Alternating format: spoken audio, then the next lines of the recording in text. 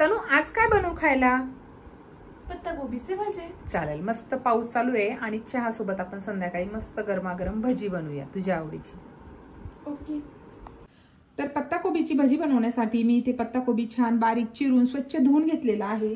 त्यामध्ये मी एक उभा चिरून घेतलेला कांदा घालणार आहे.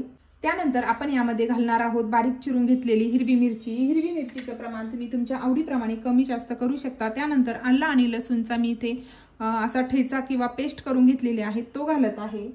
नंतर बारीक चिरून घेतलेली हिरवी कोथिंबीर इथे मी घेतलेली आहे. थोडीशी हळद इथे मी घातलेली आहे. त्यानंतर अर्धा चमचा जिरं मी इथे घालत आहे. त्यानंतर चवीनुसार मीठ इथे आपण घालणार आहोत. थोडंसं लाल तिखट घालायचंय आपल्याला.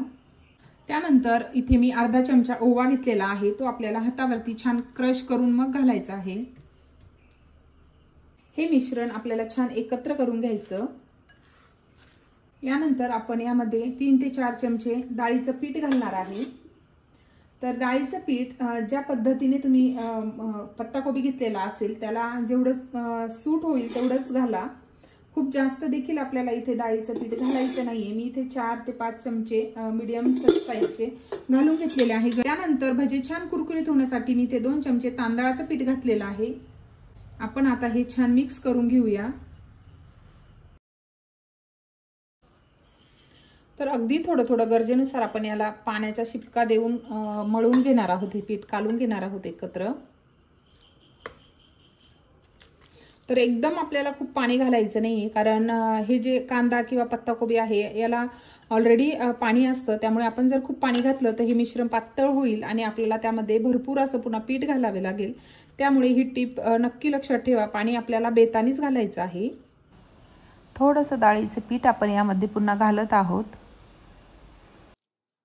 तर ही गरम तेल आपण छान पिठामध्ये घालून घेणार आहोत.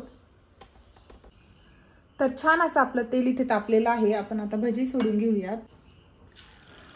तर बाहेर मस्त असा रिमझिम पाऊस चालू आहे. अशा पावसामध्ये आपल्याला तळलेले पदार्थ खाण्याची इच्छा होते. त्यावेळेस ही रेसिपी तुम्ही देखील नक्की ट्राय करा.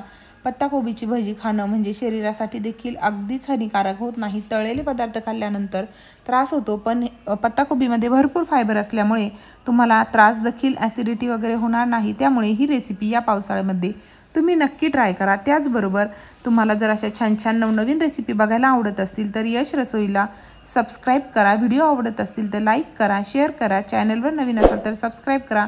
भेटूया नवीन रेसिपीसोबत. तोपर्यंत सगळ्यांना धन्यवाद.